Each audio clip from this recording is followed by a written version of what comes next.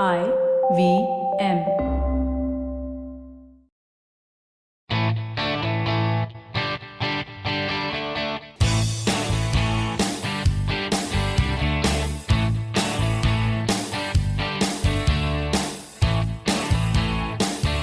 Hello and welcome to a brand new episode of the Musafir Stories, India's very own travel podcast, where each week we share the journey of travelers in their own words and relive their experiences with you, our listeners. Hey guys, welcome to the final episode of 2021. We are thankful for your company this year, a year that has had many ups and downs. But stay strong, we'll stick this out together. A big thank you to all our guests who made this possible. And of course, you, our listeners, for your constant support. Thank you, guys. On the finale, we have with us a very distinguished guest, Amrita Gangatarkar, who runs a boutique travel company, Nashik Heritage Trails, that offers immersive experiences in and around Nashik. As a part of this episode, we will not only go on a virtual tour around the old city of Nashik with Amrita, but one lucky listener will also have a chance to win a ticket to one of Amrita's upcoming walks by answering three simple questions linked in the show notes. So if you're in or around Nashik or know someone who's in Nashik, this is a great chance to experience the heritage of the city firsthand. Let's get on with the episode and find out more.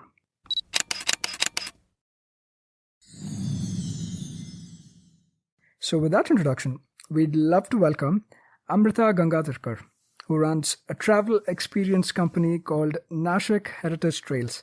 Amrita, thank you so much for being a part of the Musafir Stories and welcome to the podcast. Thank you so much. It's an honor and it's a pleasure to be here and be part of this. Thank you so much.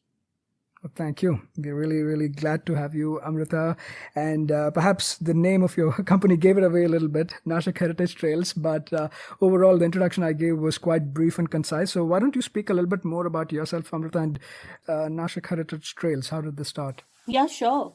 So before that, I'll just go back and tell you a little about my upbringing. So I was born and brought up a little away in a suburb of Nashik, actually.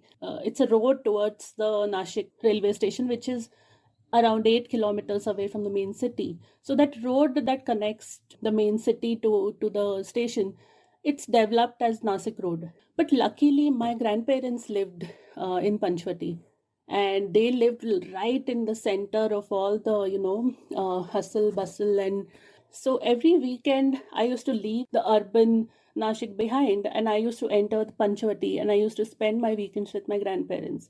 And that is how I got introduced to the Nashik that I talk about today when I conduct heritage walks in Nashik. In 2016, I decided to finally settle in Nashik.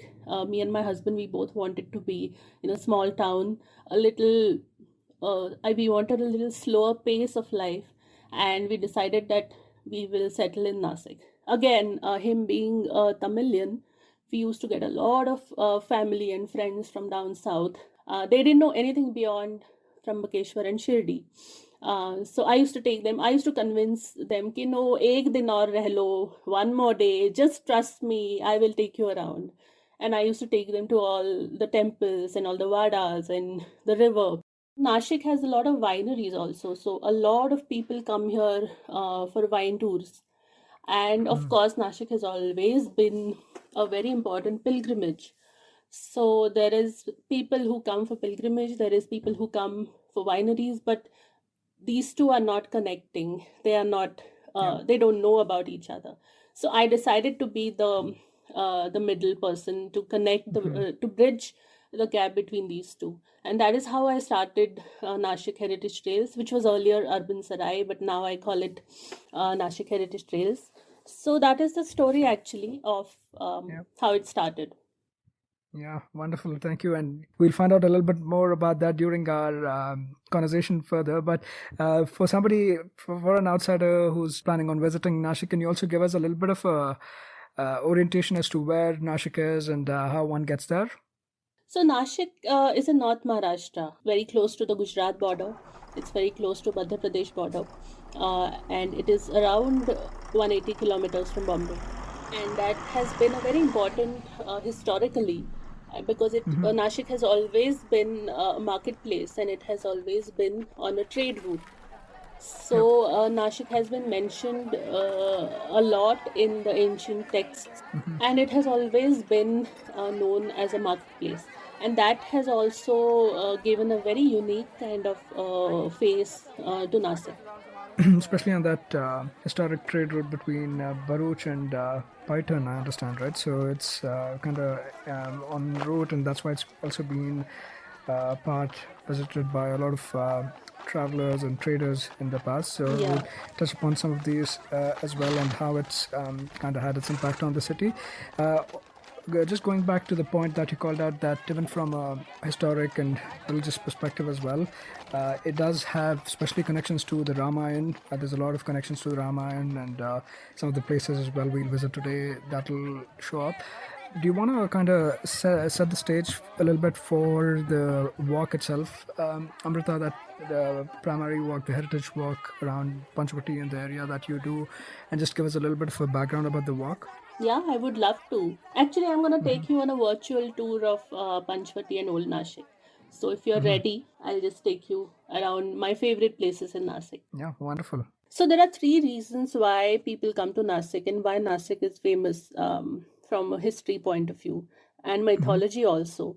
One is Ramayan, Nashik's connection with Ramayan. So when Ram, Lakshman and Sita, they were in exile, they came to Dandakaranya. So Dandakaranya was Nasik.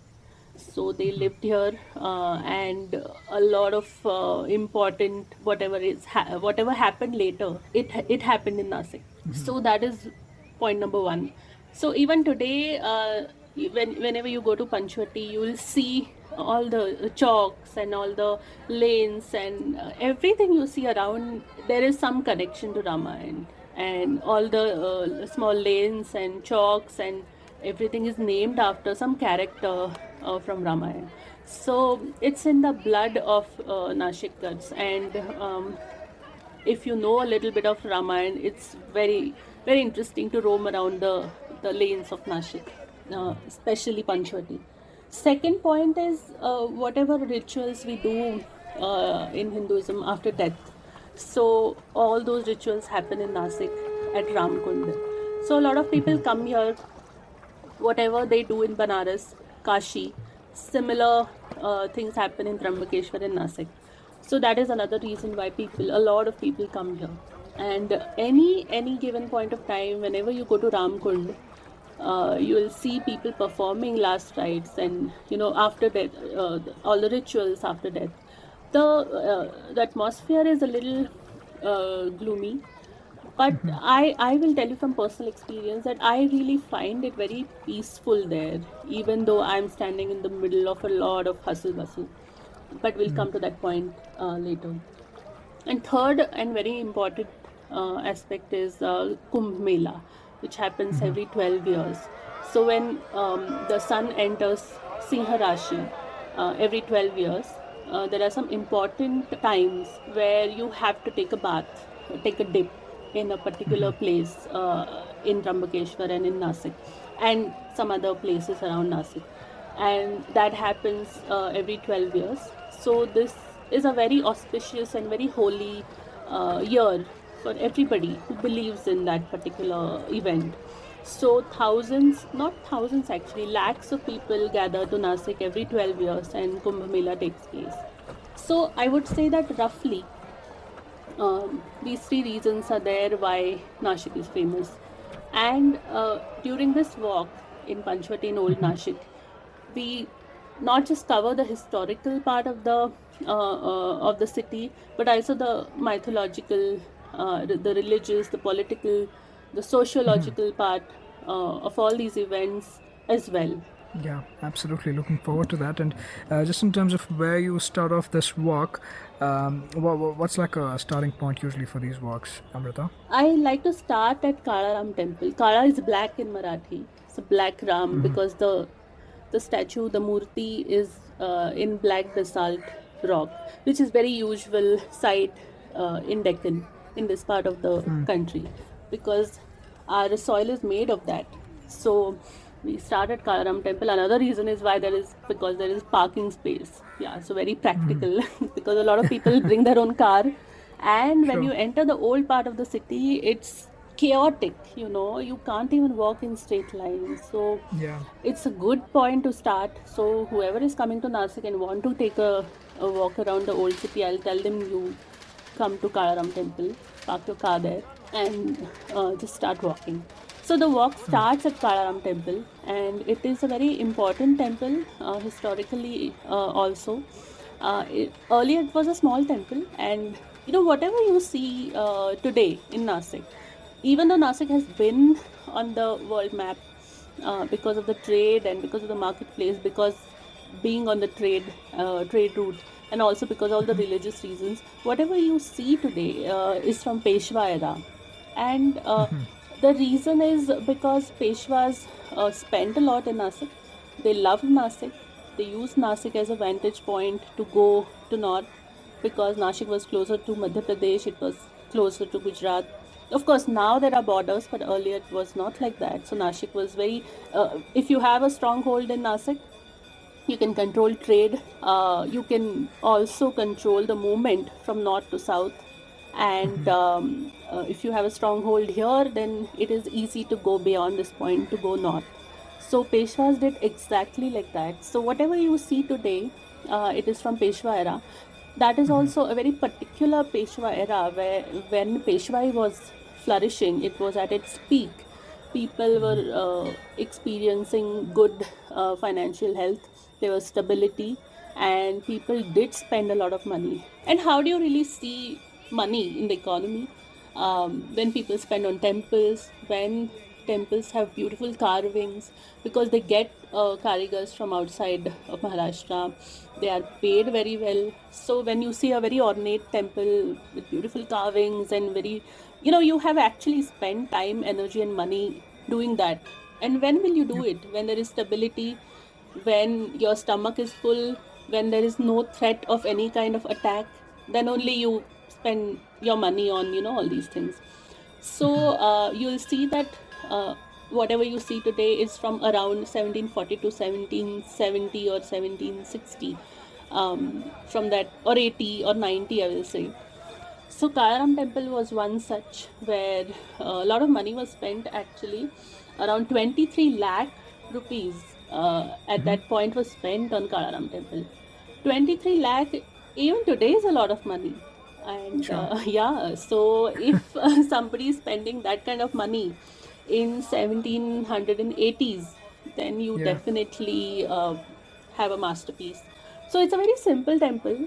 It does not have too many carvings or too much on it, but it's a very nicely done, spacious temple where a lot of social activities happen. I remember my grandmother used to tell me her life actually revolved around two important events of the day. One is a visit to Kalaram temple, and second one was a visit to Ganga, river Ganga, means Dakshin Ganga, which means Godavari. Yeah. So when the ruler wants to spend on a temple or any religious building, actually, it means you know uh, he wants to create, of course, a stronghold, but also a place where socialization happens. And temples were very important socially and politically also, not only just religiously. So Kalaram temple became a center of all the activity.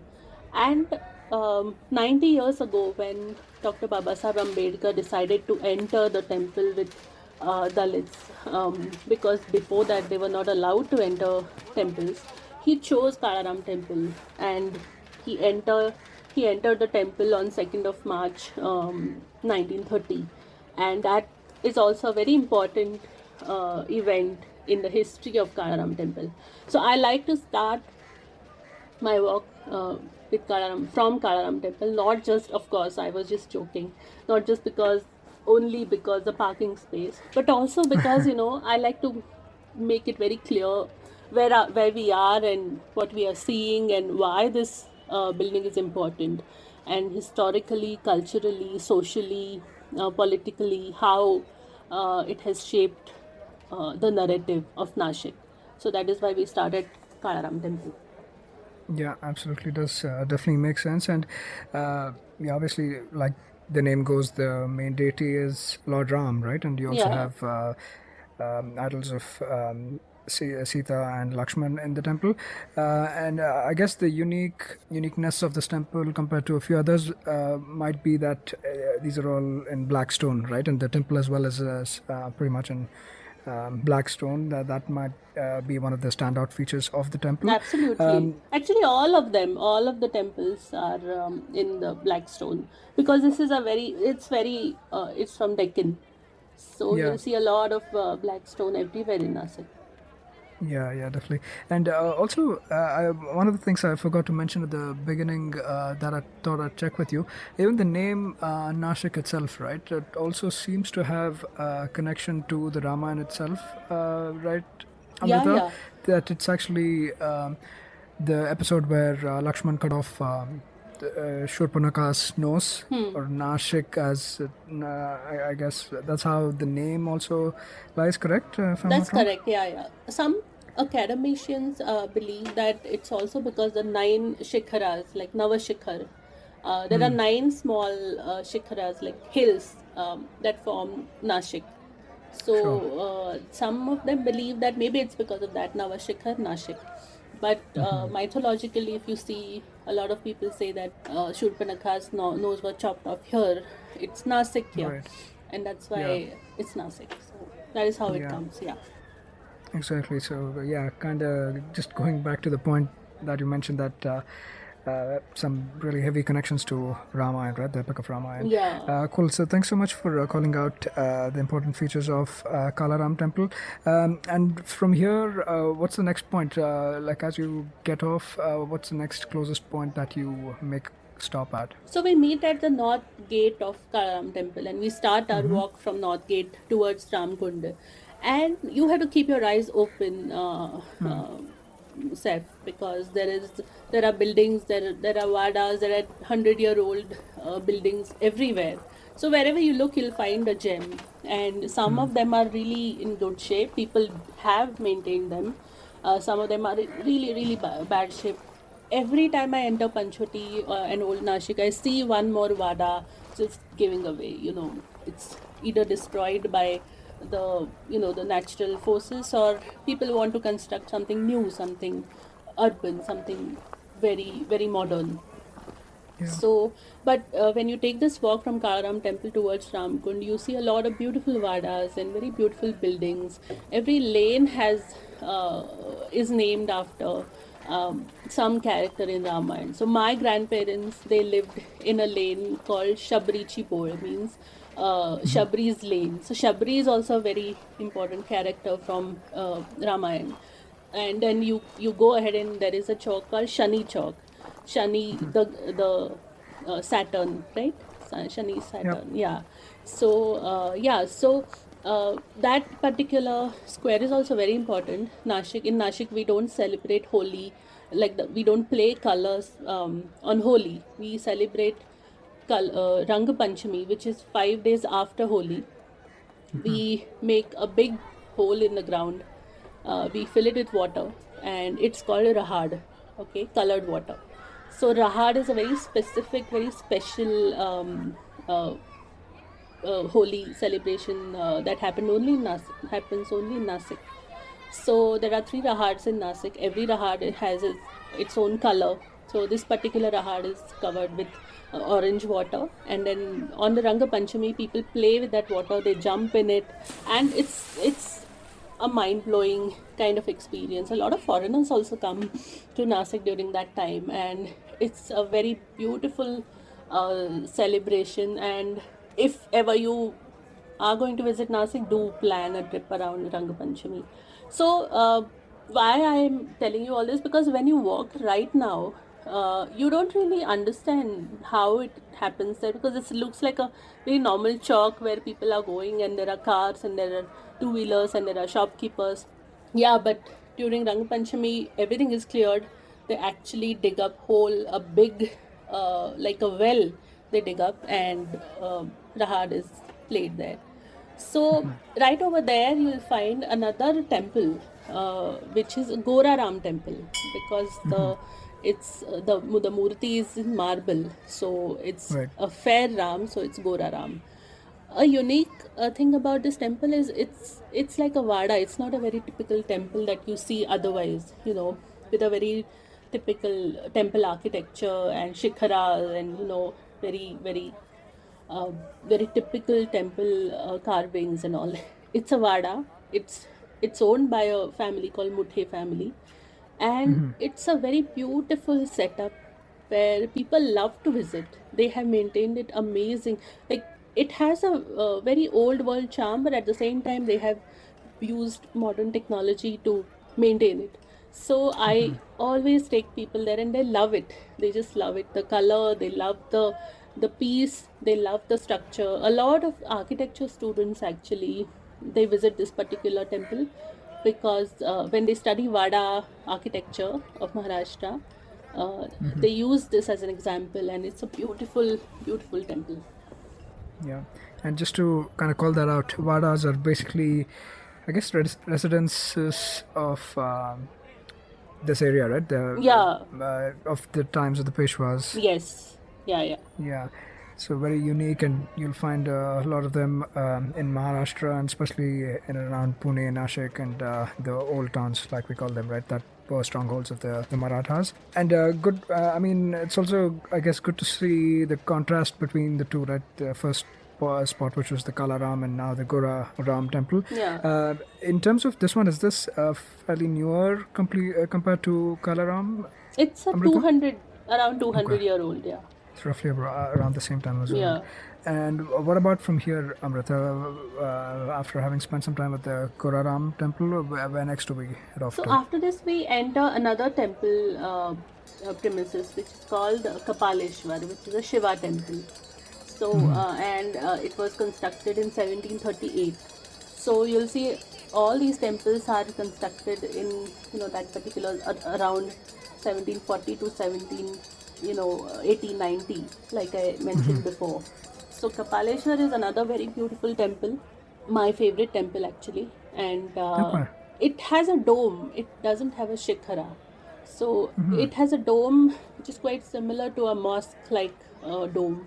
So that is a very unique feature of this particular temple. And I would say that a lot of people borrowed styles from whatever they saw around. A lot of karigars came from outside because Peshwas went up north and also down south. They brought a lot of workmen, a lot of artisans, a lot of karigars with them. So in Nasik, you'll see a lot of mixed kind of architecture, and people celebrate that kind of mixed style everywhere. You'll see there's another feature of Kapaleshwar temple, which is like there is no Nandi there. So all the Shiva temples they have to have a Nandi outside the Shiva temple, but this particular Kapaleshwar temple does not have a Nandi. So I would say these two are very unique features of Kapaleshwar temple. Yeah, and it's great actually that you're calling this out because to the naked eye, a lot of times some of these nuances they're not as visible, right? So it's good that we're calling these out during the work and also giving kind of the rationale, the backstories of some of these places. It's just that much more easier to absorb and remember for people as well as to learn about these things. So thank you so much for calling that out, Amrita, for us. And it's actually one of the enriching experiences of such walks as well. Otherwise, if it's just about seeing places, right, like one could go out by themselves and just look at them, but actually making these little connections and understanding these little nuances, that's where going on these walks with experts like yourself, that makes sense. And where next to from here, Amrita, after we've So we are not going visited the anywhere. Kapaleshwar? We Okay. are not going anywhere for a minute now. We are going to just stand here because Kapaleshwar is at a height, and it's a good point to just stand and absorb the surrounding. So when you stand right at the door of Kapaleshwar and see beyond, like see in the straight line, you'll see another temple, which is Sundar Narayan temple, and you also see a bridge. in 2021, today we are sitting here using technology to talk. For us, having a bridge is like you don't even think about it. You don't even think about not having a bridge and how people used to cross, how people used to travel, whatever they used to do. So, when you walk around this city, not having that bridge, not being able to cross, it doesn't even occur to you. But at one point of time, people were against having the bridge because they used to feel that this is a holy river and you do not want to step on it and you don't want to cross like that. They used to take the boat. So there is the boat gate. It's called the Now Darwaza, which where boats used to leave. So people had to actually take efforts to convince them that bridges are good for you. It'll really ease your daily commute, and it's okay. We are not disrespecting the river. We're actually just facilitating our lives. So people agreed. They crowdfunded, and the bridge was constructed. And the toll was 4 annas at that point to cross the bridge, to use the bridge. And the people used to take their chappals off, put them on their head, and then they cross it, because for them it was like they're stepping on the river, and it was not allowed. So that's the story of the bridge. But it doesn't stop over there. It was constructed in 1895. I mean, the construction was completed in 1895, and the warranty period was 100 years. Okay, so of course, then the British, we got freedom and the British left. But in 1995, Municipal Corporation of Nasik, they received a memo saying, okay, so the warranty period is over. Now it's up to you. We are just informing you. So whoever was taking care of all the documentation and all the whatever the records were, they did make it a point and they informed the Nashik local government. And now there is another bridge constructed next to it parallelly, and now it's a two-way bridge now. So that is the story of the bridge. And Yeah, very interesting, especially the 99-year warranty as well. yeah, Something really, yeah, somebody like took it that very seriously to personal, actually very send a notice. seriously. Yeah, yeah, very interesting.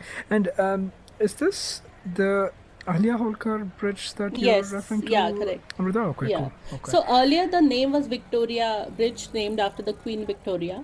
After they constructed another bridge, now it's a two-way bridge. It's a bigger bridge now. Now it's called Ahilya Devi Holkar Bridge. Why? Because Ahilya Devi Holkar, who was from Madhya Pradesh, she spent a lot of time in Nasik, and she constructed a lot of ghats and temples, and a lot of old trees were planted by her. Actually, a lot of 200, 300-year-old trees there are in Nasik, banyan trees and many beautiful trees. They are planted by her. So Ahilya Devi Holkar is a very big name, very revered name in Nasik. Definitely.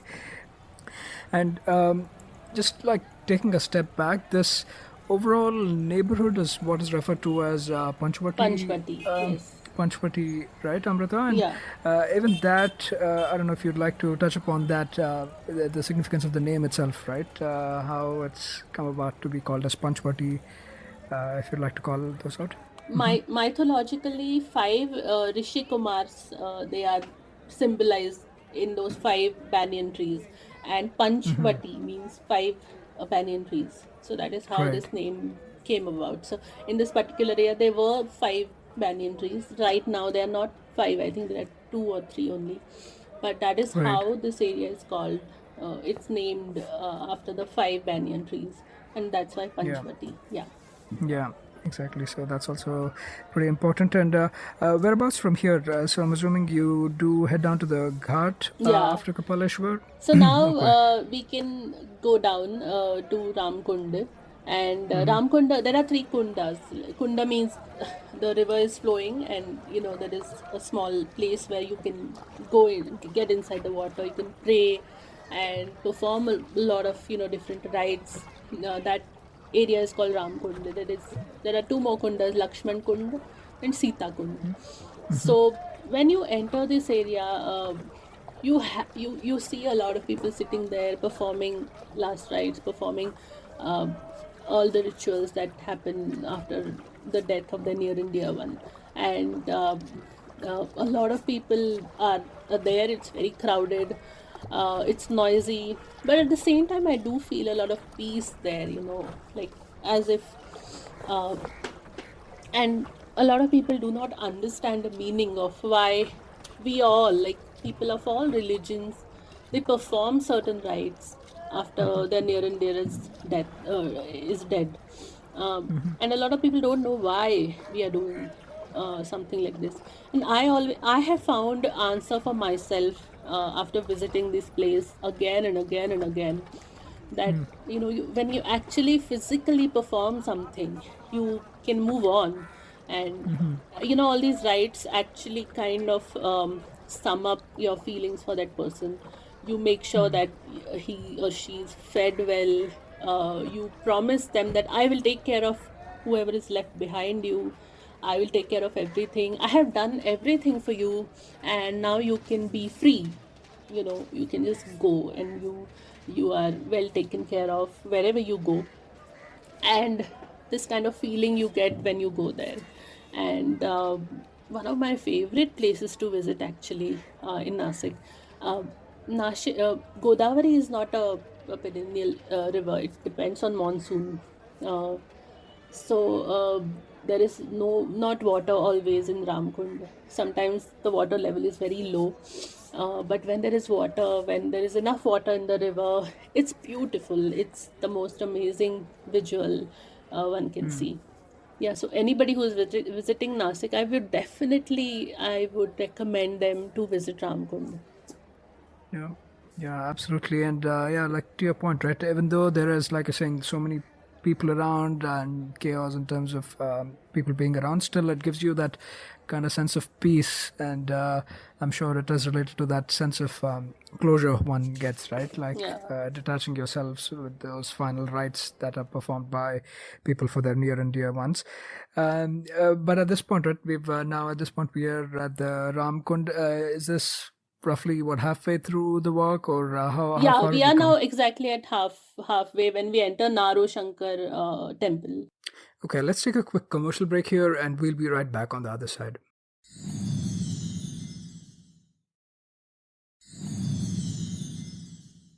All right, we are back talking to Amrita about Nashik and its rich history. Amrita, you were telling us about the Naroshankar temple before we went into a break. Tell us a little bit more about this place and its significance. So this temple was constructed in 1740. Another officer of Peshwa, he constructed this, and it's like in today's times, like MPs and corporators, they get money, they get funding, they have to spend it. So similarly, a lot of officers of Peshwas also spent a lot of money constructing all public utilities and temples, and this one was constructed by Naro Shankar Raje Bahadur, a very big family in Nasik at that point in time. And very interesting thing about this temple is there is a bell, and that bell was actually awarded to Naro Shankar because for his bravery he displayed when there was a battle of Peshwas with the Portuguese on the west coast of Maharashtra. So Chimaji Appa, who was the brother of Bajirao, the Mastani's Bajirao, yeah, just to make it simple to understand. So Bajirao was a very revered figure in Maharashtra, and he was the one who, took the Maratha rule up north, and his brother was Chimaji Appa, who took care of the west front of the Maratha Empire. Bajirao took care of the north front. So when Chimaji Appa took the Vasai fort, what they did was to take something back.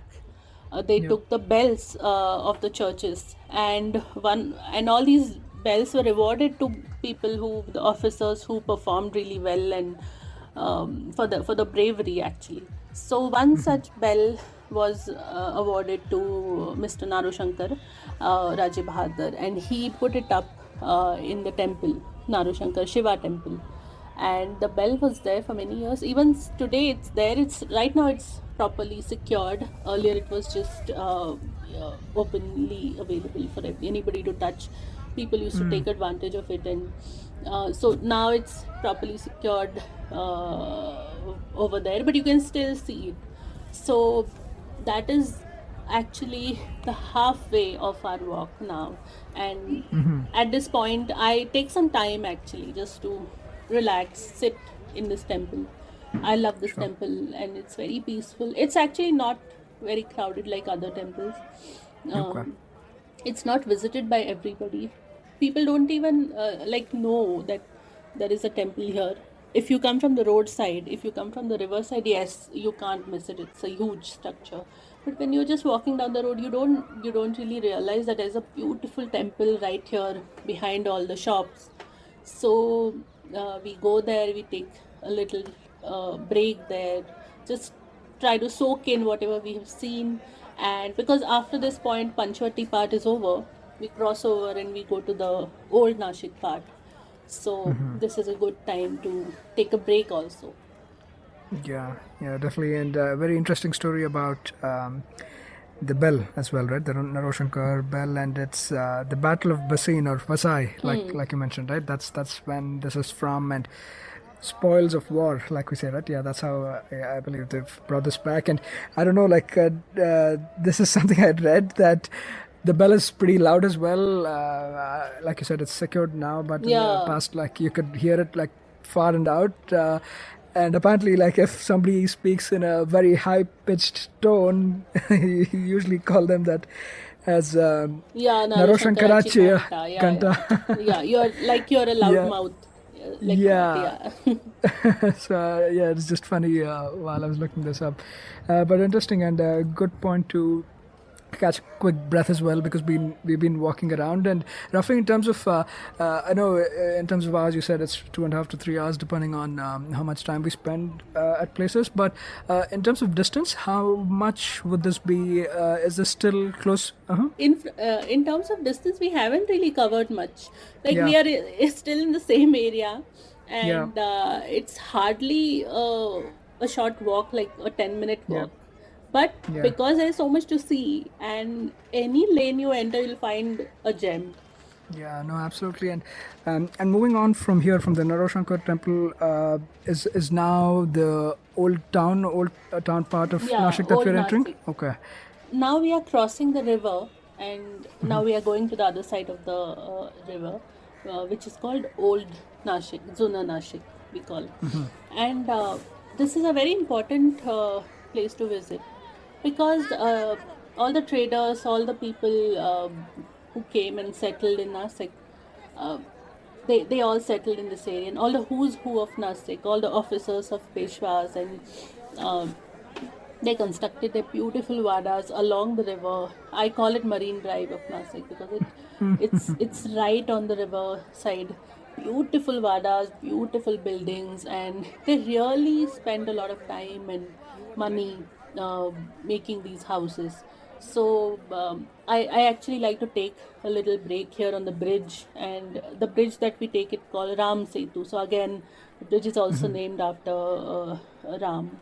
So this is a small bridge, not as big as the other one that we spoke about. It's a small bridge which is called Ram Setu. Setu is bridge in Yep. Sanskrit. So it's Ram Setu, and we take this bridge, we go on the other side, and then we enter the markets of Nasik. So we enter the Bhandi Bazaar, which is a vessel market. Then we enter the Kapad Pet. Again, Pet is a market, so the cloth market. Then we enter a very very old Saraf Bazaar, which is jewelry market, which is more than 100 years old. And all these people, they came from outside. A lot of people came from Gujarat. They settled in Nasik, and they flourished because Nasik it still is actually on the Bombay Agra road, which is a trade route. And like you said, it connected the central part also. It also, Nashik was part of Khandesh, and Khandesh was a very important place in the history of India because it's right in the center, and the trade route connected Burhanpur and Surat. So that a very important trade route passed through Khandesh, and that is why this area became very important, a lot of Gujarati Marwadi traders came and settled in this area, and they brought their culture, their food, their craft with them. So when you enter this area, it's like a mixture, it's like a melting pot of cultures. Every lane is named after one community. There is Tambat Lane, there is Bohri Patti, where Bohri Muslims live and they have their shops.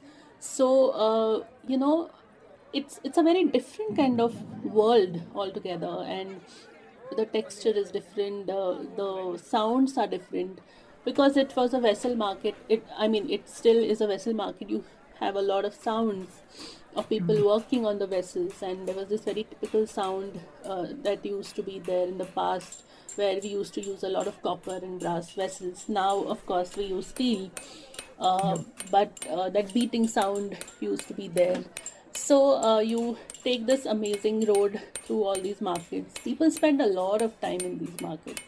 And when I tell them that, let's go shopping, I'll take you to a nice market area, they say, no, no, we don't want to shop. But ultimately, they spend hours in this area. And I have to literally tell them that, I will go home. You can spend time here. There are beautiful antique shops there, so people spend a lot of time buying antiques. And I'll tell you a very interesting story of a Danish school college boy. So I one of my first walks was, I hosted 30 Danish students who had come to visit India as exchange students. Okay, so I don't know why they decided to come to Nasik, because their teacher told me, the Indian teacher who was taking care of them, he said that we go to Pune, we don't come to Nasik. So I said, okay. Like in the beginning of the walk, he was not very happy with this change of plan. I think he didn't even know what to see in Nasik. He didn't even know whether there was something to see in Nasik. So he's like, okay, whatever. I mean, we generally go to Pune, but this time we came to Nasik. So show us. So then we finished the walk. We went around, and again I told him the same thing, that let me take you to the market, vessel market and antique market. The students and the teachers, they were like, no, no, we don't want to buy anything, we'll buy everything from Bombay, we don't want to go. But fortunately or unfortunately, the road that we were going to take to go back to their bus, it went through the market. So Okay. they had to, and they went crazy. They went to each and every shop, and you you will not believe me what they bought. So this boy who went in a vessel shop, and he bought these steel pani peene ke hote hain na, the you drink water from these small steel glasses. So you get six ka set, generally we Right. have. Yeah, he bought that, and he was thrilled. He was like, oh my god, I've never seen such beautiful steel vessels. And he just went crazy. And we asked him, so who did you buy it for? He said, I bought it for my mother. At the end of this walk, this particular teacher, who earlier was not very happy with the change of plan, and he was not very happy with, he came to Nasik, he was thrilled, he was beyond thrilled, and he was like, yeah, this was a good idea. Next year onwards, we will definitely make sure that we'll come to Nasik. And of course, he said that we will keep one extra hour to just roam around the market. And he was really happy. So that Yeah. is what the markets are about. So when you go a little deeper in the market, you'll come across a very beautiful building, huge building right in the center of all the hustle and bustle, which is called Sarkarwada. So the Sarkarwada is another 18th century building which was constructed by Peshwas. It was Peshwa's administrative office. So Okay. was a very important building at that point. Later on, there was a small note that some wedding also happened there. So it was like a destination wedding kind of maybe Oh. situation back then. Then after not independence, after the British took over Peshwai, means Peshwa rule in 1880s, it became British administrative office. It became a prison for some time for the British. Um, After independence, for a little period of time, there was a library, the public library inside it. Then it became a police chowki. So it was a police station, not of one. There were two police chowkis in this beautiful building. And I think this good sense prevailed after a point, and in the 90s, people just woke up to this beautiful structure and they realized that, oh my god, we need to preserve this. Thankfully, because it was a police chowki, not much damage was done. Like normal public was not, there was not much access to that, and of course, police also, they didn't damage the building much. So, fortunately, it's intact. Some Yeah. flaws are gone, but otherwise the structure is it's still visible. And Yeah. now it is State Archaeological Survey of India office, and they have converted that space into a museum also. So whatever ruins and antiques, whatever they have found in this region means Nasik, Dhule, and Jalgaon district and Nandurbar. So this region, whatever they have found, all the antique pieces and murtis and coins, they have preserved in this museum. A lot of people from Nasik actually don't know about this museum. So if you're in Yeah. Nasik, do visit this museum. The entry ticket for Indian person is 10 rupees. It's nothing, and it's Yeah. beautiful. It's the most amazing structure you'll see in Nasik.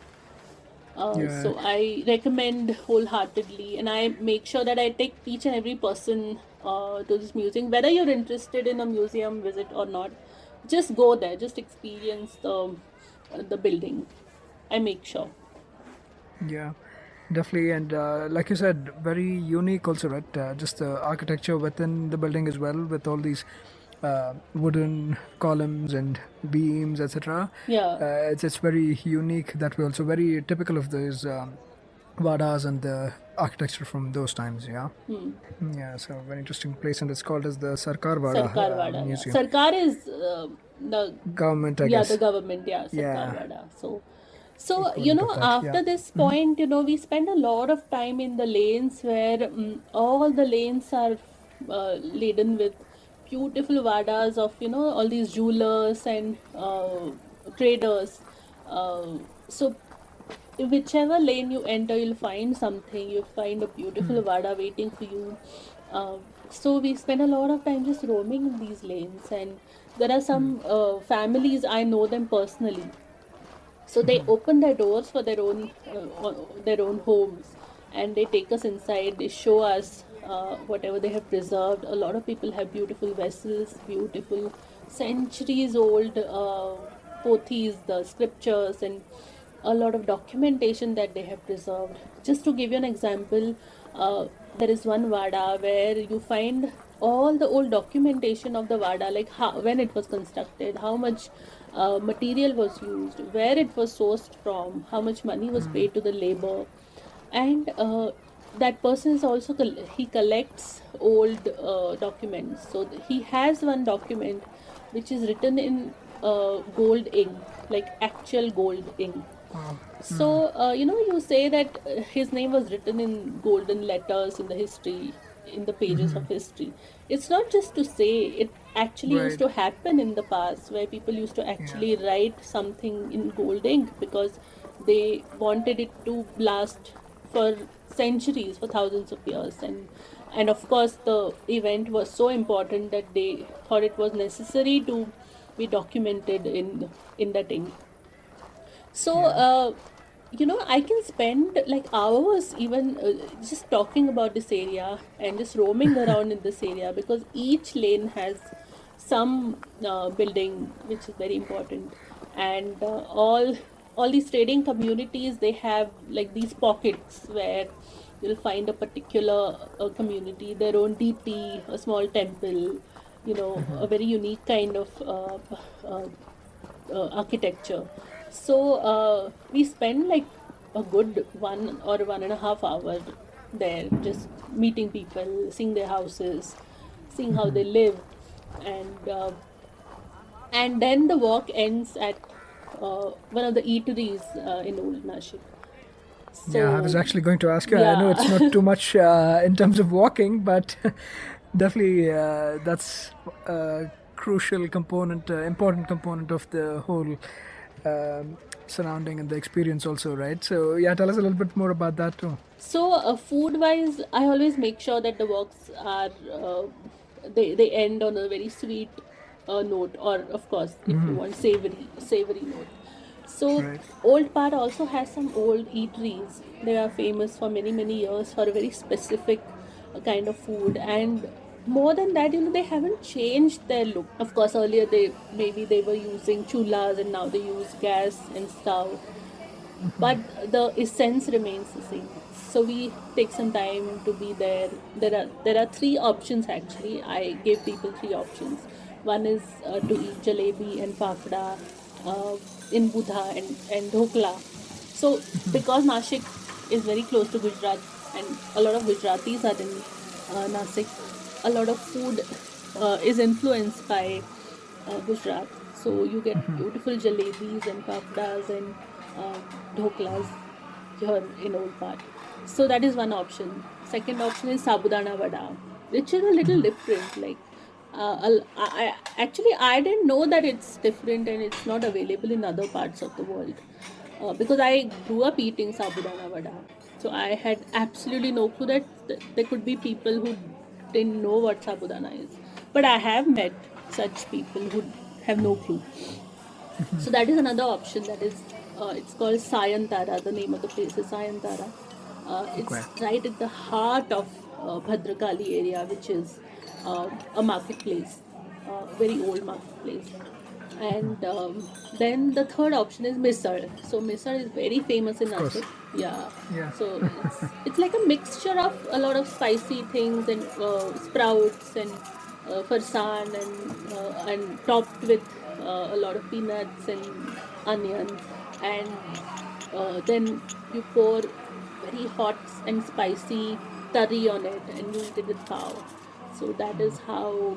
This is the first time I explained what misal is actually, because generally you eat it, so but Yeah. because it's a virtual work, I have to Sure. explain.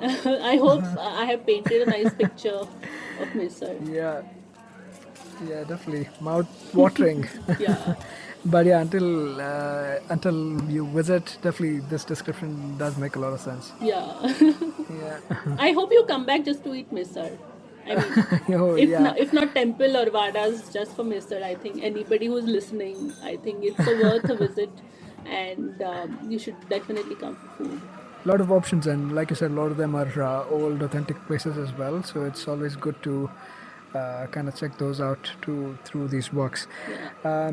Any other points of interest? I know from at least from a heritage walk perspective, we called out a lot of these important places.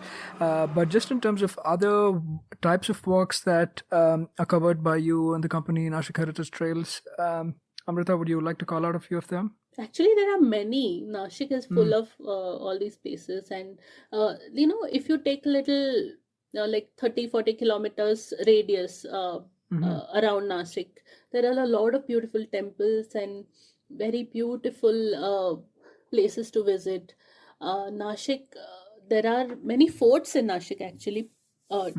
Forts of Chhatrapati Shivaji Maharaj, and even before him, and there is the tallest shikhar in Maharashtra, Kalsubai, that is in Nashik district. Mm-hmm. And of course, how can I not talk about the wineries? I think that has Yeah. become a heritage of Nasik now. Even though the wine story in India started in the 90s with Sula, I would say that for Nashik, it has a GI tag also, Nashik Valley wine. So Yeah. it's a story close to our heart for any Nashikar. If you ask, uh, a visit to a winery is a must. We conduct many other walks in Trambakeshwar, in Anjaneri, in Sinnar, in Sandwad. But I always tell people that you take that walk and combine it with a winery, and your days made, and Yeah. that is how you experience Nashik actually, with little Yeah. bit from the past, little bit from today's times, Yeah. and I think that is the essence of Nashik. Yeah, no, absolutely. The wine capital of India, right? Not without a reason. Yeah. But thank you for beautifully calling out all of these places, and yeah, definitely make sure to check out the other walk options as well. And what better way than to do it with a local, than to do it with an expert? So you not just see these places and interesting things, but you also learn about them and their backstories and their history. So thank you so much for taking us on this wonderful virtual walk, Amrita. Thank you so much. Thank you for having me. Thank you for giving so much time. And thank you so much for doing what you're doing, because I think somebody has to talk about the small towns of India. And I'm hoping that you come down to Nasik and I get to take you for a walk. Absolutely. I cannot miss out on that, and it's already on my plan, it's already on my agenda. But yeah, even before that, we'll try and make sure at least one of our listeners can get to experience this in person with you as well. And thank you for all the great work you're doing, Amrita. Thank you. Thank you. Bye. That was yet another great episode on the Musafir Stories. Make sure to show us some love by sharing the podcast with your friends and family. We are on Instagram and Twitter at Musafir Stories. If you like this podcast, don't forget to check out other interesting podcasts on the IVM network. You can listen to us on the IVM podcast app or the website. Follow us on our social media. We are at IVM Podcasts on Twitter and Instagram.